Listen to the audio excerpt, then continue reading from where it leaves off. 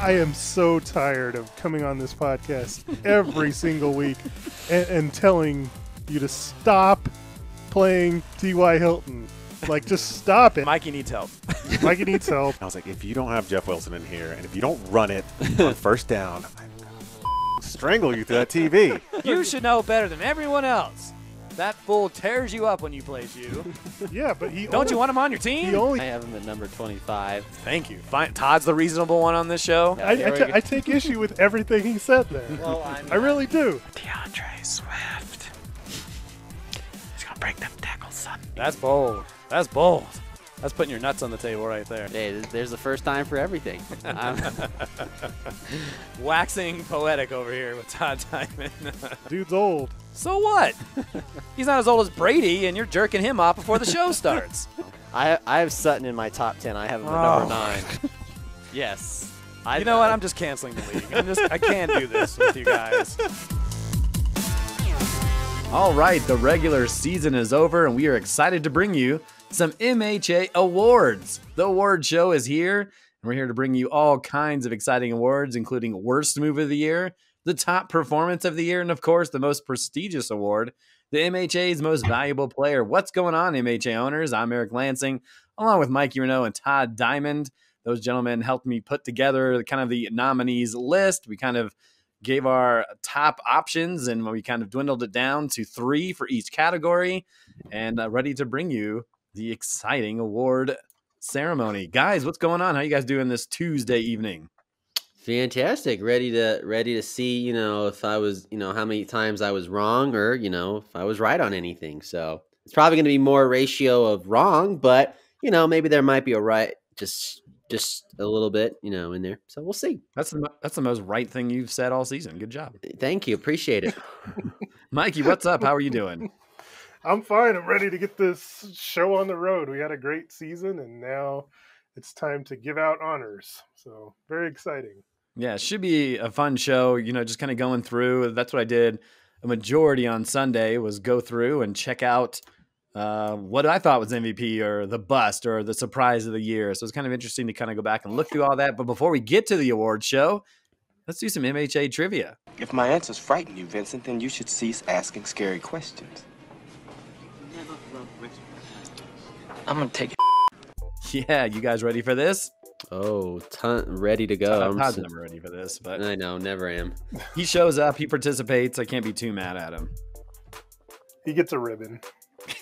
Yes, perfect. All right, guys. So I'm just going to ask you some who had more questions. And then you guys are going to give me an answer. You both can give us the same answer. And I've got 15 questions for you. So whoever has the most points after those 15 questions wins MHA trivia for this week. You guys ready to roll on this? Who had more questions? You guys don't sound enthusiastic. Is it Tuesday? You guys all right? Early week blues? Goodness. Get some energy out of you guys. I'm ready. Mikey sounds ready. Yeah. Mikey sounds like he's away from his mic, too. Really? You seem a little quiet. I don't know if it's just me. Is he quiet or is it just me? Yeah, it's for par for yes Mikey. or no? Okay. Golly, pick an answer. No. Okay, fine. All right, here we go. First question. Mm-hmm. And you guys don't have to rush to answer the question. You could just tell me who it is, and I'll tell you if right or wrong. Who had more points this season? Nick Chubb or Josh Jacobs? Nick Chubb.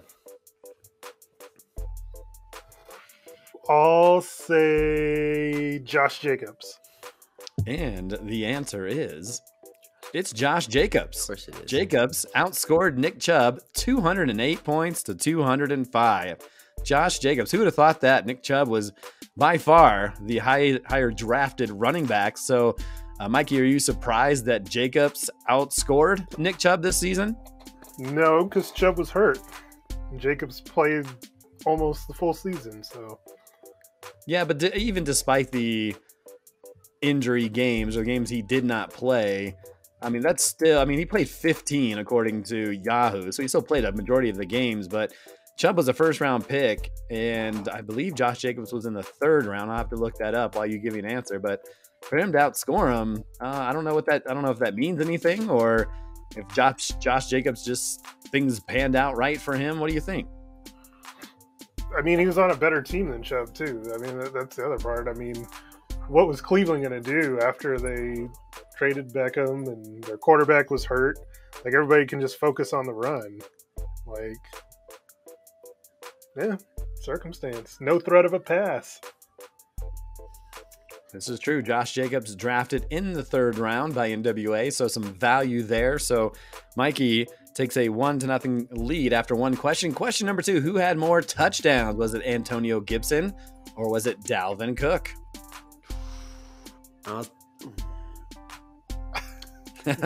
See, got him thinking already. I'll say Dalvin Cook. Probably wrong, but what the hell? I'll say Gibson.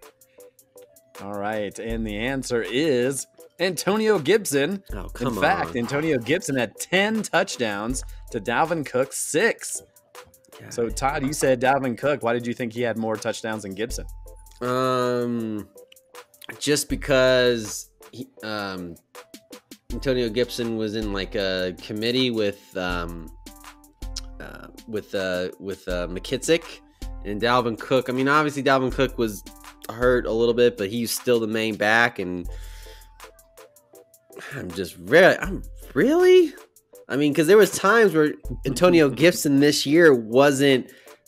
I mean, they weren't even getting in the end zone. But wow, wow. All right, that's still kind of speechless. It boggles my mind because wow, okay. I'm really like. Mikey, you want to say anything on it? Well, it's kind of the same situation. So, I mean, Cook was hurt. He was hurt, and he wasn't really in a competition with J.D. McKissick. I think you want to think that because you had McKissick on your team. I mean, it's pretty simple. McKissick was like the 3rd down guy, catch passes, but Gibson was really the full-time back that would score the touchdowns, play at the goal line. So, yeah, it doesn't surprise me. Gibson had 7 rushing touchdowns and 3 receiving touchdowns. Cook didn't have a single receiving touchdown. So, and he played 13 games, and Gibson did have 16. So that definitely helped him a little bit. But Gibson outscored him 213 to 194. All right, so Mikey's up 2-0. Question number 3. This one's gonna be Todd's favorite question of the segment. Who had more points, AJ Dillon or Aaron Jones? Oh my god. Oh. You know what? I'll go AJ Dillon. What the hell? Going AJ Dillon. Mikey, what's your guess? I'll go Aaron Jones. And the answer is Aaron Jones. 208 points to 169. Oh my god. 799 rushing yards. Aaron Jones had 10 total touchdowns. Mm-hmm. Excuse me, to go along with 52 receptions. AJ Dillon had 803 yards. 803 yards rushing. He had 7 total touchdowns and 34 receptions. AJ Dillon, quiet to start the season. He only had 1 double-digit point game in the first 8 weeks, but then kind of turned it on late. But I thought you were going to pick your boy. I thought you were so loyal, but you've belted it into your brain that AJ Dillon was the better running back. Well, the last 2 questions, thinking the primary backs would get more, but no, I just suck at trivia, and this season just wasn't my season. So gotta get. We still have a lot of questions to go. Oh, fantastic! So that should be fun. That's just great. Still plenty of time to turn it around, but right now Mikey's up 3-0. All right, who had more receptions this season? Was it Alvin Kamara or Myles Gaskin? Mikey had Kamara this season. Ooh. I'm gonna let Mikey go first. Oh, this is a tough one because Kamara, I mean, he had a down season.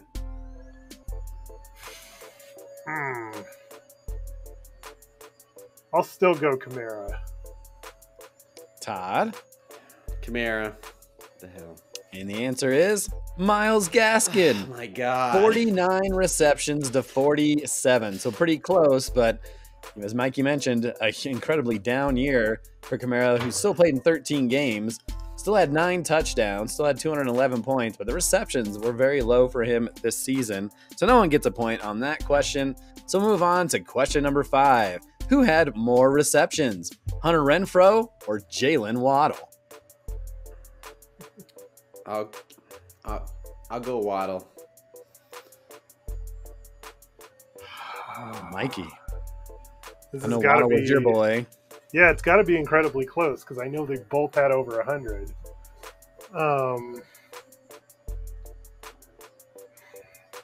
I'm gonna go Waddle because if I remember in that Sunday night game, I remember them mentioning that Renfro just got his 100th catch. I knew Waddle was already over, so I'll go Waddle. And the answer is Waddle, 104 to 103. Incredibly close. Hunter Renfro finished, happened to be drafted the very last draft pick in our league, and he had 103 receptions. How crazy was that? Well, that gets Todd on the board, but Mikey also picks up a point there, so it's 4-1. Let's just go on to the next one here. Who had more touchdowns? Was it Mike Evans or Jamar Chase? And more Touchdowns. Jamar Chase and Mike Evans. I'm gonna go Jamar Chase. I think Jamar Chase had more touchdowns. Mikey. Dude, Mike Evans always has more touchdowns than everybody. Like, he's like, doesn't get a lot of catches, but like Brady always throws it to him in the red zone. I know he had it probably at least because I have him in another league. He had at least 2 games, I think, where he had 3 touchdowns. So I'm going to go with Evans. And the answer is Mike Evans, 14-13. And Mike Evans just had 1 game with 3 or more touchdowns. He had 2 or 3 with 2 or more. But he had 14-13. Evans number 2 in the league in receiving touchdowns. And Jamar Chase with 13. Cooper Kupp obviously leading the way. So Mikey picks up another point. It is 5-1. How's that rear end feeling, Todd? A little whipped? I hate trivia. I was surprised to see Mike Evans with 14 touchdowns. I wasn't, but like I said, I had him. Well, you had him on your team for sure, so that definitely helped. In a different league, you had him on your team, but we saw that stat. Was he like? Did they say he was the first wide receiver in NFL history to have 1,000 or more yards in his first 8 seasons? Yeah. Wow. Mike Evans, folks. Incredible. Obviously helps to have Brady on there as well. Next question. Who had more touchdowns, Keenan Allen or Tyler Lockett? I'm going Tyler Lockett. I'll go Lockett. And the answer is, who had more touchdowns? Tyler Lockett, 8-6. So did we feel like Keenan Allen had an off year? Is that why you guys thought Lockett was a surefire answer there? I also had him in another league, and I know he didn't score a lot of touchdowns. So. And I think Lockett got a lot recently. And I think, too, because Eckler got a lot, I think, cut into a lot of those touchdowns and stuff, too. And Mike Williams. And Mike Williams, yeah. Let's not talk about Mike Williams. Thank you very much. What's your problem with Mike Williams? Because one of the weeks that I needed to win, Mike Williams does nothing in the first half. Nothing. I was like, okay, this is great, because I was playing Quayne, I remember. And Quayne had Eckler and Williams. I was like, all right, perfect. I know Eckler's going to get his. That's fine. And he did. I think he got like 30-some points. And Mike Williams was like, great. Keep him in check. That's gonna because I think I needed in the Monday night game. I think I had a player going in, and maybe the deficit wouldn't be as big. And what does that effing mother ever do in the second half? He scores a damn touchdown and gets like 15 points or something like that. Yeah. Are you done? Yes. Goodness gracious. The things we remember and just drive us insane during the regular season. Mike Williams out of all of them. Who ended up having more touchdowns than both of those Keenan Allen and Tyler Lockett guys. He was 5-9. One of the weeks I needed to win. You needed to win a lot of weeks. Well, true that. All right. Both you guys get the point. It's 6-2. Still in favor of Mikey Renault over there. We go on to question number 8. Who had more rushing touchdowns, Josh Allen or Ryan Tannehill? I'm going to go Tannehill. I'll go Josh Allen. And the answer is Tannehill, 7-6 over Josh Allen. They were second and third. Jalen Hurts led the way. But Ryan Tannehill, again, it seems like every year he's putting up 5 to 7 touchdowns rushing on the ground. And Josh Allen, I mean, still 6 is an incredible number. But Ryan Tannehill did not have a great passing year, just 21 touchdowns. Salvaged it a little bit. Not that he was a major contributor on any fantasy teams, although he was on Cooper's Cousins team near the end of the year. But there you go. Ryan Tannehill rushing the touchdowns all over the place. Good job, Miguel. Yeah. Poor Todd. It's 7-2 as we go into question number 9. Who had more passing touchdowns, Matt Stafford or Justin Herbert?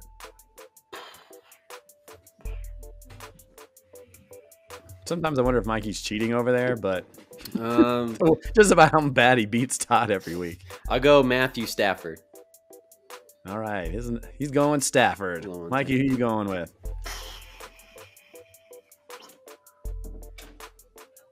Given that we just talked about Eckler having 20 touchdowns and Keenan Allen not having a lot, I'm going to go with Stafford too.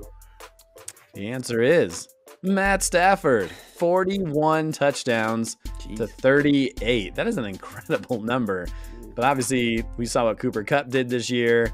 And even despite not having Robert Woods, to put up those type of numbers are pretty incredible. Was that surprising to anybody? Yeah, it was to me. Like I figured he'd be better because better situation with the Rams, but like not as good as he was. I mean, he put up incredible numbers. Not surprising, Todd? I didn't know if you were answering there. A little bit. Well, not really, because you're taking him out of Detroit, out of that god awful place, and putting good weapons around him, and in a winning environment. He's bound to be like, all right, I can score touchdowns and not feel like I'm doing everything by myself. Because let's face it, when he had Megatron, other than that, Matthew Stafford was doing everything himself. So I'm not surprised he put up 41 touchdowns with the Rams. The fact the weapons he has and probably love the fact he had a good defense behind him too, so he wouldn't have to worry about doing that stuff. So I'm not surprised. All right, let's keep up with the Matt Stafford questions. Who had more interceptions, Matt Stafford or Trevor Lawrence? Oh, Trevor Lawrence. That's a no-brainer right there. It's not a no-brainer. Like, I haven't watched the games. Like, I just saw they were talking about it in that game on Sunday. Like, Stafford's throwing the most pick sixes in the NFL all year. Ooh. He had like 7. So really, it was 7? Yeah. Golly. All right, I'm going to give Todd a chance to take a point, so I'll go with Stafford. And the answer is, it's a tie, so I'll give you both the points. But I just wanted to mention that Stafford had the same amount of interceptions as Trevor Lawrence at 17, which led the league. Yeah, he likes throwing those pick sixes. That is nuts. That's a lot of interceptions. He still had 815 points, and he finished 5th in our league in points. So there you go. Interesting. We'll keep going. On to question number 11. Who had more fantasy points, Aaron Rodgers or Joe Burrow?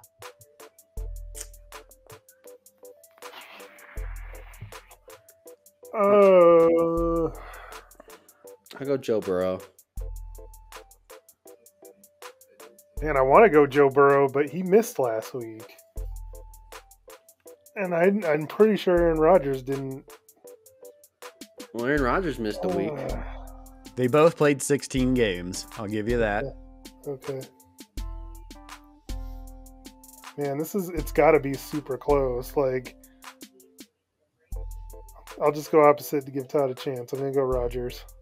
And the answer is Aaron Rodgers. He scored 773 points to Joe Burrow's 747 points. And they both had 366 completions.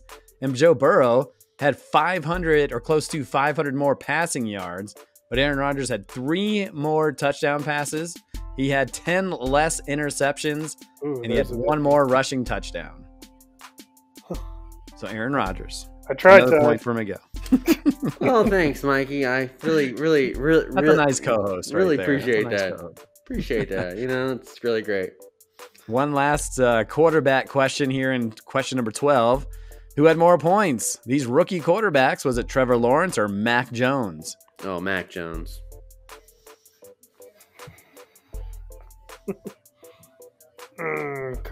Todd, right out of the gate, like, didn't even flinch. I'll say, gosh, this is hard because I'm sure Mac Jones had more touchdowns, but Trevor Lawrence probably had more completions.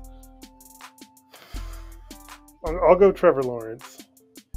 And the answer is Mac Jones. Todd picks up a point on Miguel. It's 11-5. Mac Jones with 620 points. Trevor Lawrence, 581. Mac Jones had 352 completions. The Lawrence is 359. So Mikey was right in that regard. But he had more yards, 3,800 to 3,600-ish. Mac Jones had 22 touchdowns. Trevor Lawrence had 12. Ugh, that's disgusting. But Trevor Lawrence had 334 yards rushing with 2 rushing touchdowns. Mac Jones had 0 rushing touchdowns and 129 rushing yards. So Mac Jones, 22 touchdowns to Trevor Lawrence's 12 was the difference. Todd loves Mac Jones. Yes, he does. All right, we'll finish off with some tight end questions here from 13, 14, and 15. Who had more points, Dalton Schultz or George Kittle? Schultz. I'll say Schultz too, although it'd be pretty funny if it's Kittle. He didn't play that much.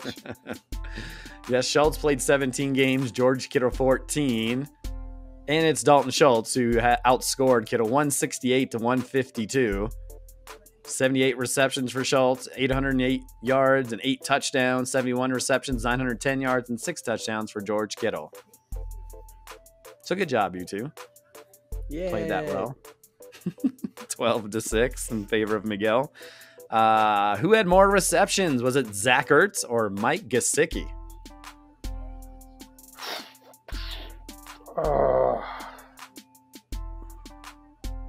What the hell? I'll say Gesicki. I'll go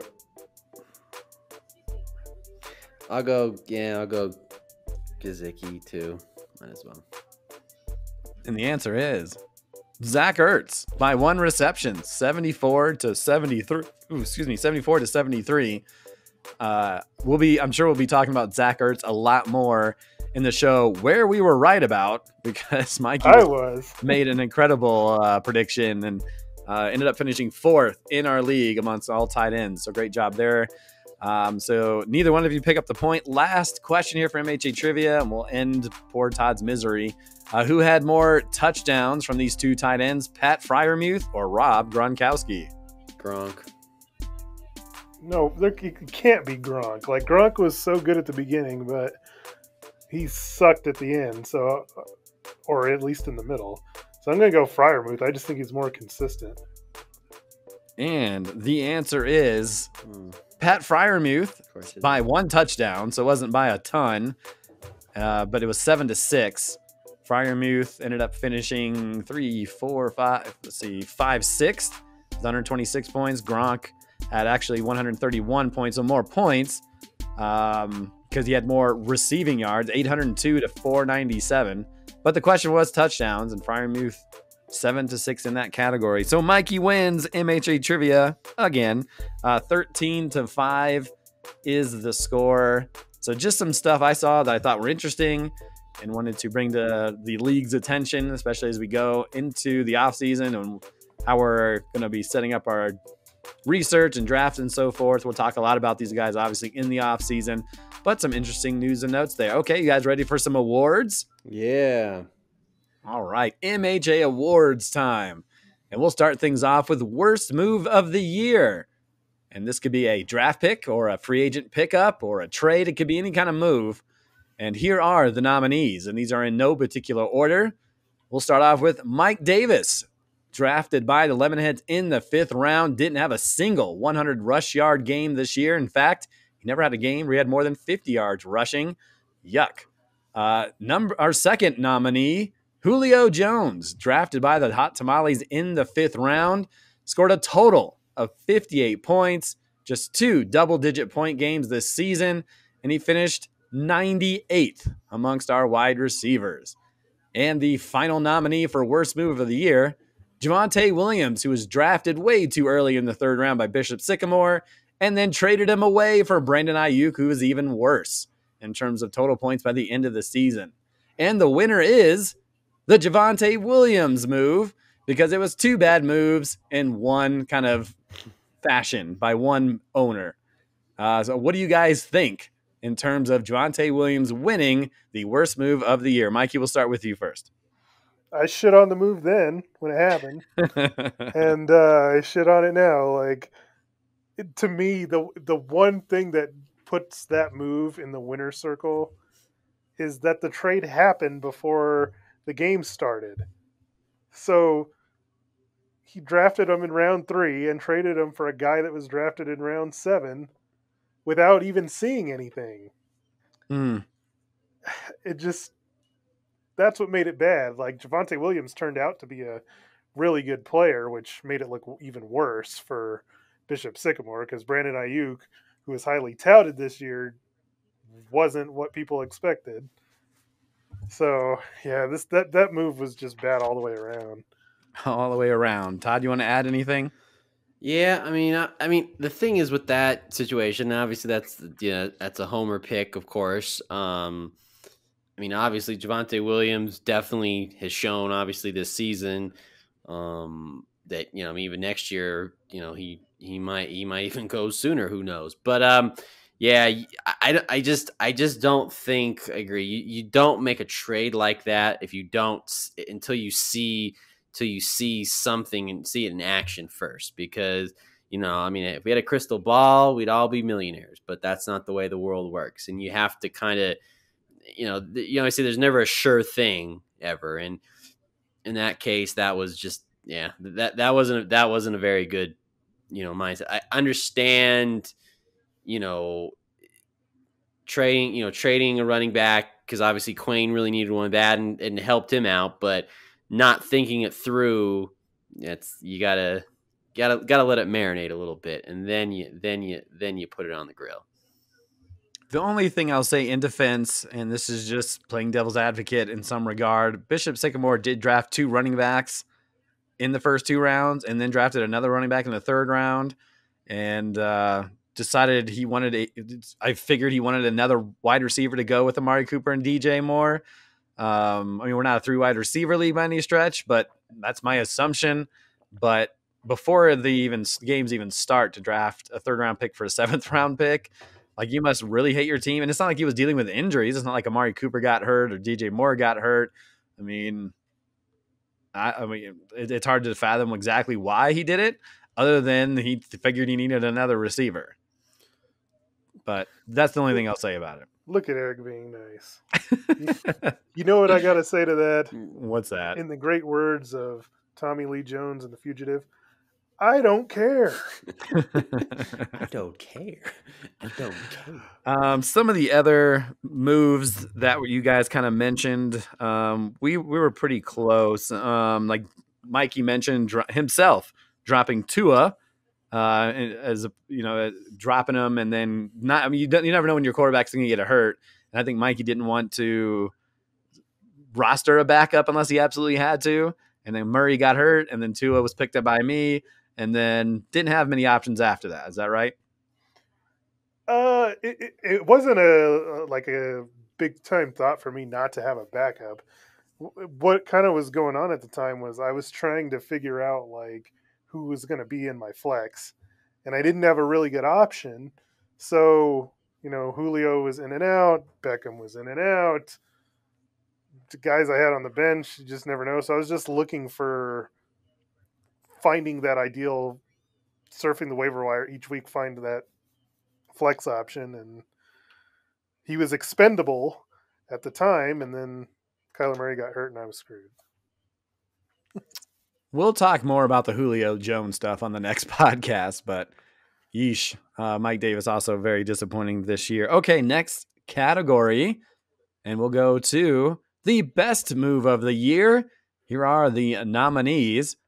Leading things off, the Lion Rip trade, where he grabbed James Robinson and Darrell Henderson from the Butterfingers, and that obviously didn't work as well as Todd was hoping that it would work out. Our second nominee, Cooper Kupp, drafted in the 5th round by Notorious CUP. Obviously, we don't have to say too much about Cooper Kupp, but he finished the season as the number 1 wide receiver and did so by 71 points. The final nominee, Cordero Patterson, who was picked up off of free agency by NWA. Patterson was able to be rostered as both a running back and a wide receiver, finished 10th as a wide receiver and 12th as a running back. So the winner of the best move of the year, no surprises here, Cooper Kupp, who ended up having quite the season. Todd, Cooper Kupp, are we surprised at all that he was the best move of the year? I mean, not really. And the only reason I say it, because obviously we've always talked about I always prefer Robert Woods over Cooper Kupp, but Whoa, wait! Before you even say anything, Yep, let him have it. I gotta remember. I'm trying to remember.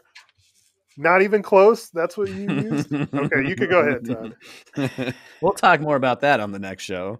it's just lovely. Anyway, okay. Obviously, Cooper Kupp really proved me wrong. I guess he was just like, man, you think Robert Woods is better? I'll show you better.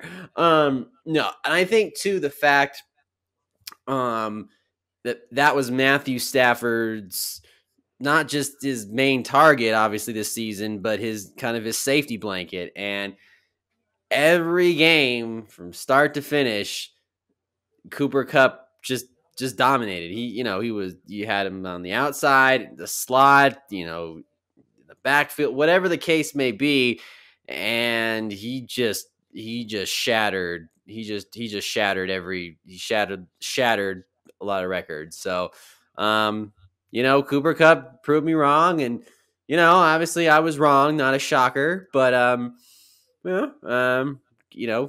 Cooper Kupp, he was like, I think he said, yep, I want to be the best wide receiver in the league. And obviously for this year, he showed that. I mean, obviously I still think Devontae Adams is still regardless, but Cooper Kupp definitely showed for this year. If he can do it again next year, then it's just gonna be more times for people to say I'm wrong. So that's just the nature. It's just the nature of the way I go. So there you go. Mikey, what do you want to say about the category? You can say anything you want about it, whether it's Cooper Kupp or the Patterson move or the Lion Rip trade for James Robinson and Darrell Henderson. What do you have to say about the best move of the year category? Well, I agree with Cooper Kupp winning, but I was hoping that that Aaron would win this one, because that trade is a savvy move. Like, Miles Sanders and Barkley were the bigger names, obviously, than James Robinson and Darrell Henderson. But that trade it saved Aaron's season. He was 1-4 at the time, and his season was kind of going down the toilet. He made that move at Todd, and he finished 6-3, got to the playoffs, and almost got all the way to the championship. So, one trade changed everything around for him. So, I mean, kudos to Aaron on that.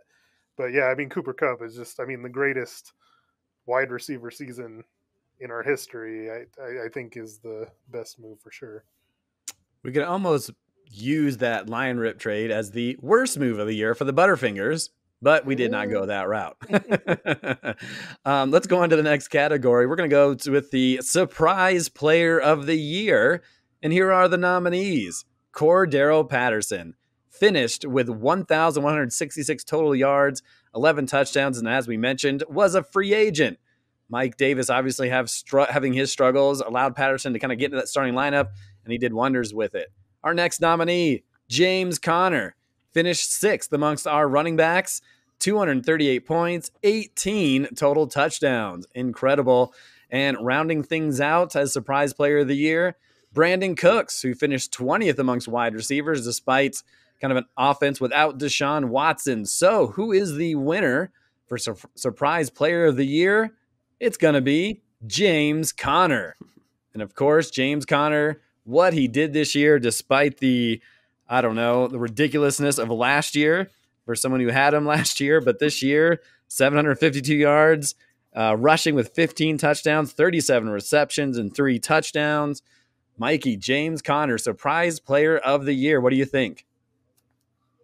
I'm cool with it. Like, he wouldn't have been my top choice, but, you know, he definitely surprised considering how bad he was in Pittsburgh the year before. Last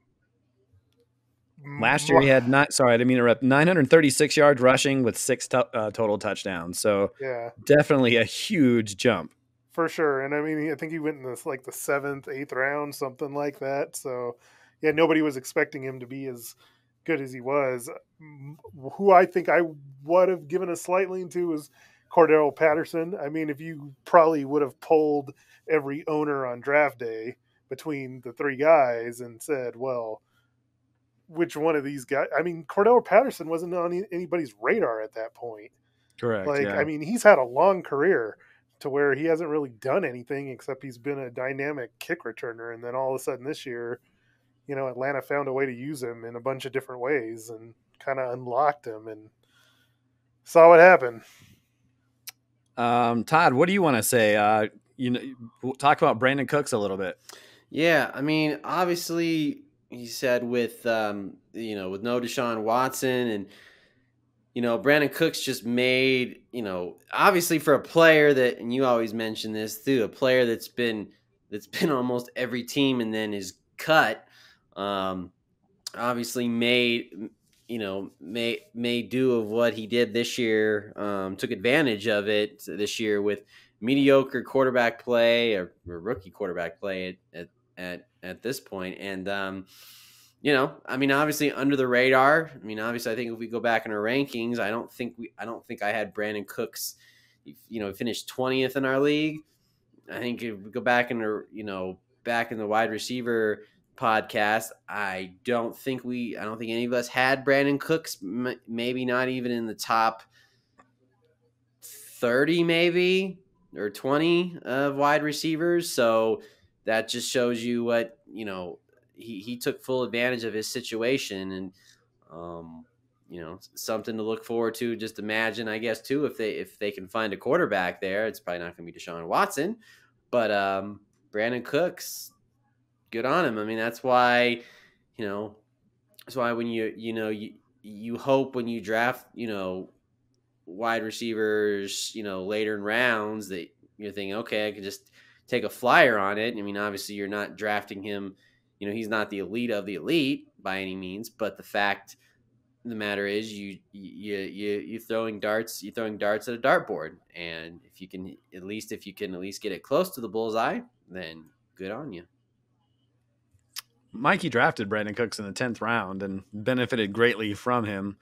Some other names that were on here, Leonard Fournette, obviously had a great year, rebound year. Hunter Renfrow was on this list. Also Deebo Samuel, who finished as the number 2 overall wide receiver.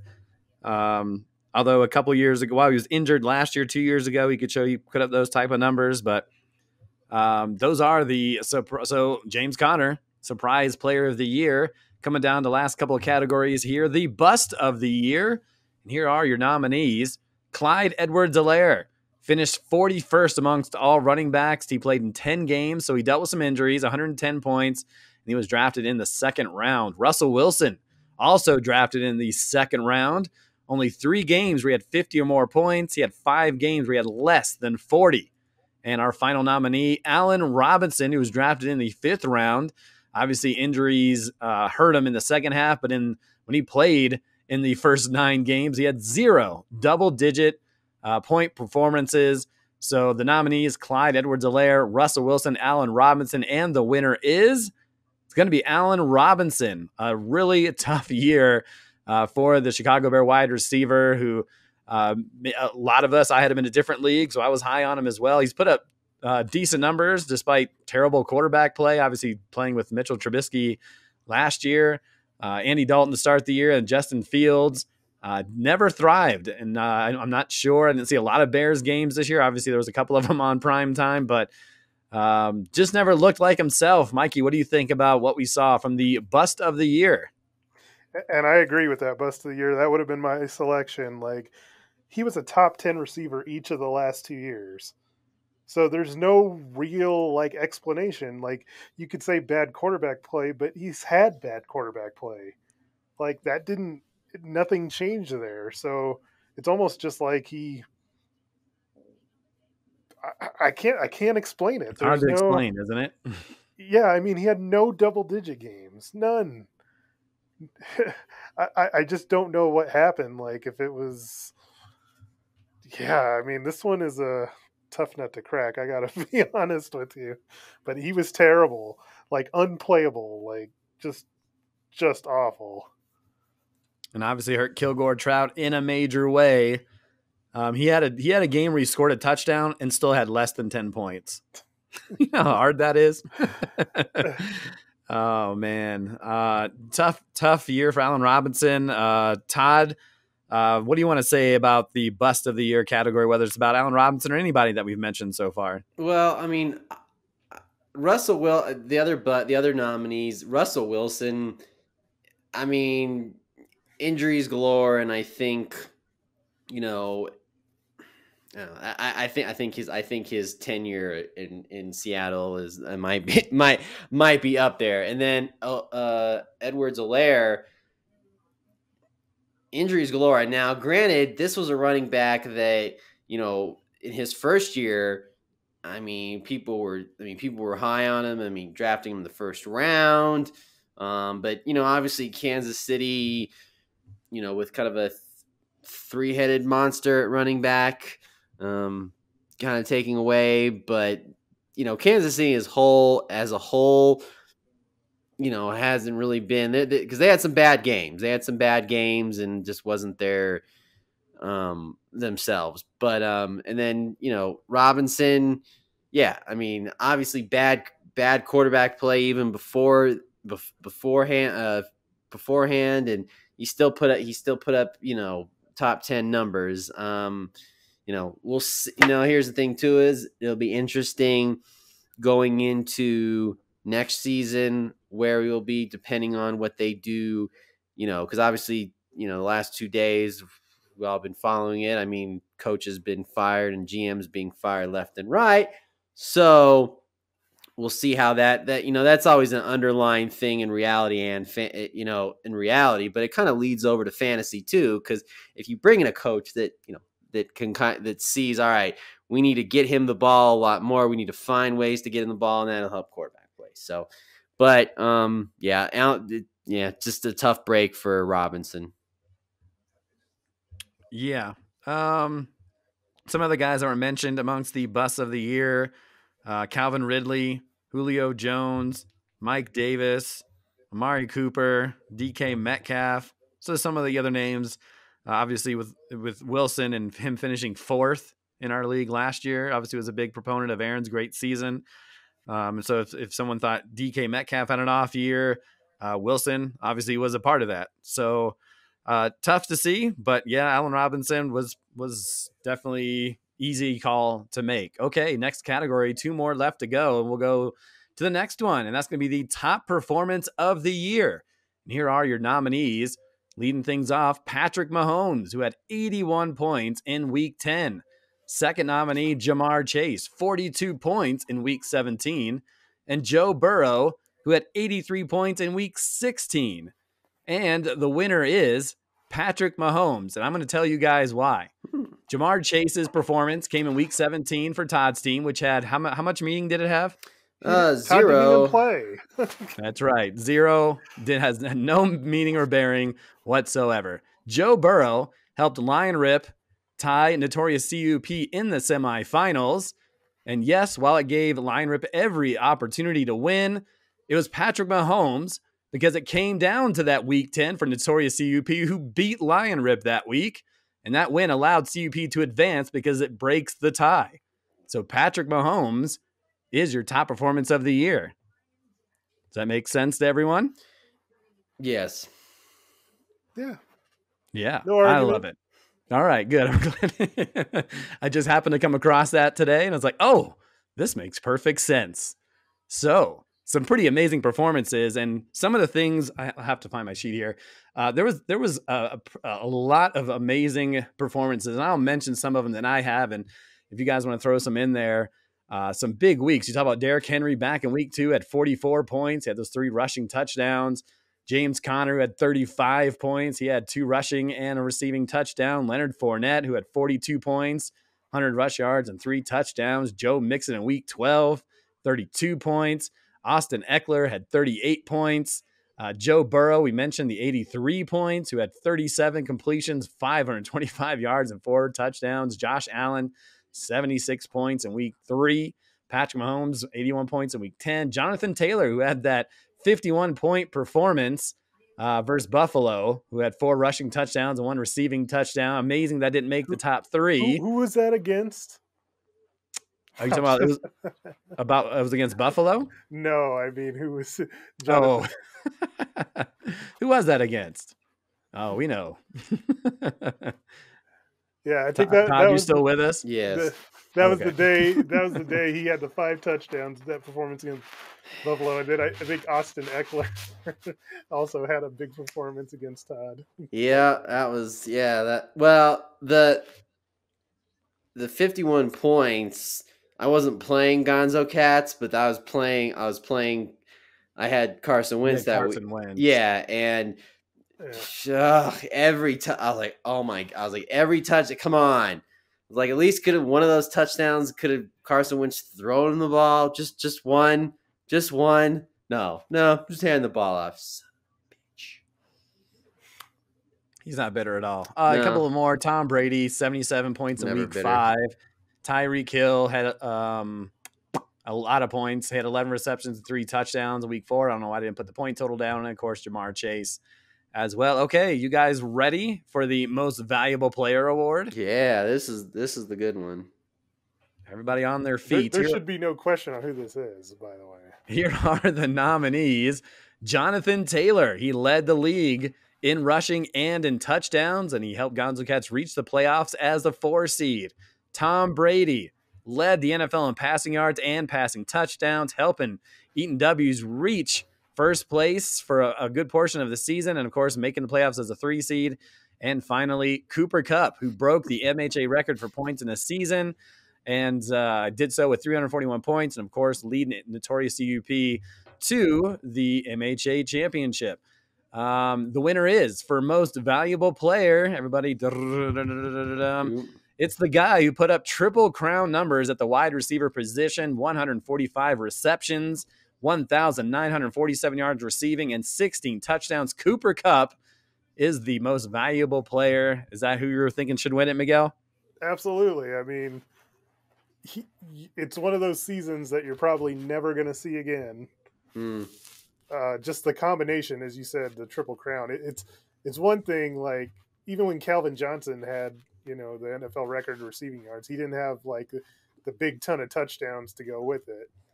Like, it's hard to do what in all 3 categories what Cooper Kupp did this year, where he had a chance to break every record for all 3 categories in NFL history, which is just nuts. Go ahead, Todd. I was gonna say, I do. Just for side note, I do know the other 3 wide receivers that had the triple crown. But we had that on. Yeah, I hope so. We did an MHA trivia on it. Oh yeah, it was. I hope you know. It was Sterling Sharp, Jerry Rice, and Randy Moss. Wow, you get 0 points for that MHA trivia. Great job, Todd. I'm proud of you. Thank you. What do you have to say about the most valuable player? Do you agree? Yes, Cooper Kupp by far, and especially a wide receiver, because usually the MVPs, whether it's reality or fantasy, for the most part, either goes to a running back or probably 99% of the time goes to a quarterback, and Cooper Kupp pretty much shattered that this year. Amazing. I mean, he definitely put himself going into next year, maybe potentially, probably fighting Devontae Adams to be the first wide receiver taken next year. Because, like I said, just like in reality, same thing in fantasy, it's a copycat league, and people are gonna see, like, oh, look at what Cooper Kupp did, and they're gonna be like, oh, let me draft him first and see if he can do the same thing he did last year. I mean, if he can do the same thing this year and do it next year, but easier said than done. But Cooper Kupp, it's amazing. I mean, and the thing too is what was really good about it and really was amazing about it was the fact that it was just every week it was just like at ease with him. It was just like it was really easy for him. Like it just didn't, like, whether it was the receptions, or the yards or the touchdowns, it just seemed like it was so easy for him. He just seemed like it was nothing. Every time he would catch something, it would just and boom, touchdown. So that's kind of the way I view it as. So yeah, so well deserved for MVP in fantasy. I don't think he's gonna win. I mean, he's probably not gonna win it in reality, but good on him for this one. So he definitely, when we go into the off season and when we do rankings,